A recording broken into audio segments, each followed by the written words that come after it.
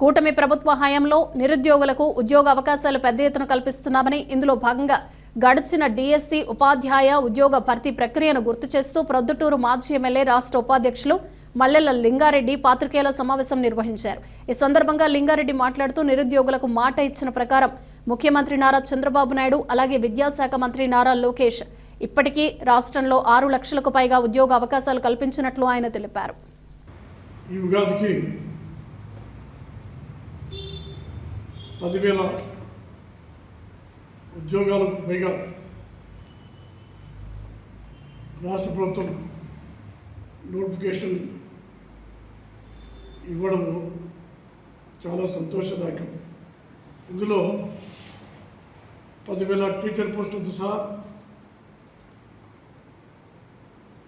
DSP కానీ, డిఎస్డబ్ల్యూ కానీ, DLPO కానీ, ఇంకా చాలా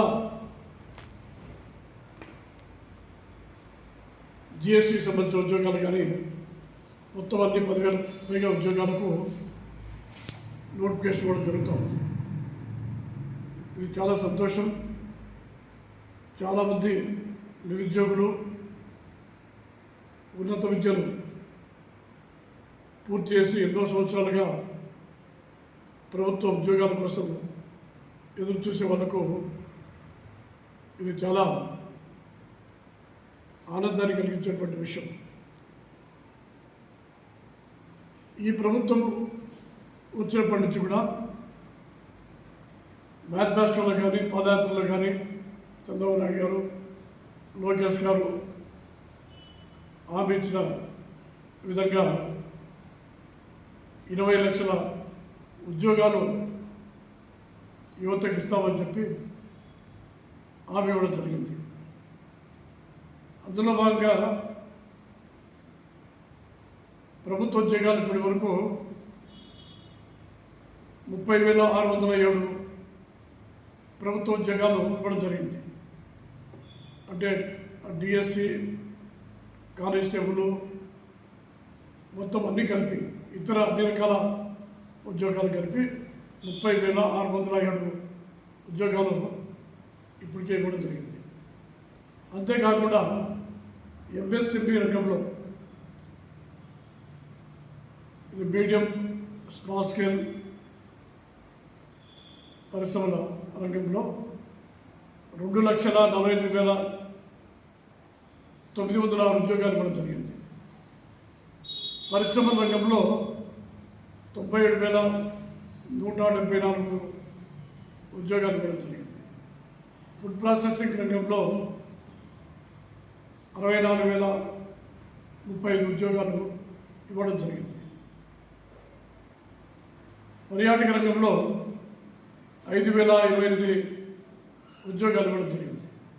అంటే మొత్తంగా 6,28,347 ఉద్యోగాలు ఇప్పటికే ఇవ్వడం జరిగింది. ఇప్పుడు 10,000 టీచర్ పోస్టులు సహా రెవెన్యూ కానీ, సోషల్ వెల్ఫేర్ కానీ, పోలీస్ కానీ ఇవన్నీ కలిపి దాదాపు ఇంకొక 500-600 ఉద్యోగాలు, అంటే దాదాపు 11,000 ఉద్యోగాలకు ఉగాది రోజున నోటిఫికేషన్ ఇవ్వడం జరుగుతుంది.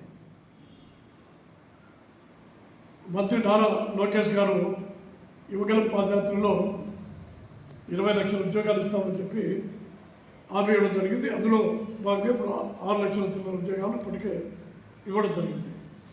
అంతేకాకుండా ఎంఎస్ఎంఈ రంగంలో 2,48,000 ఉద్యోగాలు ఇవ్వడము, స్కిల్ డెవలప్మెంట్ ద్వారా ఎవరైతే నిరుద్యోగ యువత ఉంటారో వాళ్ళు కేవలం వాళ్ళ యొక్క డిగ్రీలతోనే ఉద్యోగాలు రావు కాబట్టి వాళ్ళకు నైపుణ్యాభివృద్ధి సంస్థ ద్వారా శిక్షణ ఇచ్చి 1,46,000 ఉద్యోగాలు ఇవ్వడం జరిగింది. అంతేకాకుండా మెగా డిఎస్సిలో మొత్తం డిఎస్సి కానీ, ఇతర కానిస్టేబుల్ ఉద్యోగాలు కానీ 30,500 ఉద్యోగాలు ఇవ్వడం జరిగింది. గత ప్రభుత్వ హయాంలో ఏపీ బ్రాండ్ను దెబ్బతీసి పెట్టుబడిదారులను బెదిరించి ఎవరు కూడా పెట్టుబడి పెట్టకుండా ఉన్న పరిశ్రమలు అంటే కియా కానీ అమరాజు కానీ ఇంకా విస్తరించేటువంటి పనులు చేయకుండా వాళ్ళని బెదిరించి ఇతర రాష్ట్రాలకు తరవేయడం జరిగింది. ఆ యొక్క చెడ్డ పేరునంతా కూడా ఈరోజు పోగొట్టి 6 లక్షల చిల్లర ఉద్యోగాలను సాధించడం అనేది చిన్న విషయం కాదు. అంతేకాకుండా అమర్రాజా అనే కాకుండా లూలు, టెంపుల్టన్ లాంటి కంపెనీలు కూడా పారిపోయే విధంగా చేయడం జరిగింది.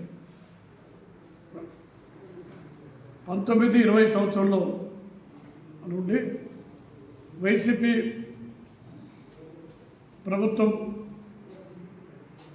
ఉన్నటువంటి 5 సంవత్సరాల్లో 913 కంపెనీలు ఈ రాష్ట్రంలో మూతపడడం జరిగింది.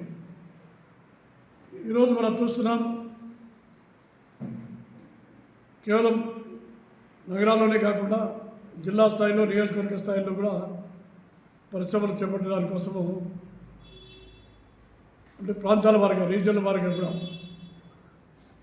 ఇక్కడ కడప జిల్లాలో అయితే కుప్పర్తి, సిద్ధు సహా మిగతా చోట్ల కూడా స్థానికంగా అని కాకుండా ప్రాంతీయంగా పరిశ్రమల కేంద్రాలు ఏర్పాటు చేయడం జరుగుతూ ఉంది.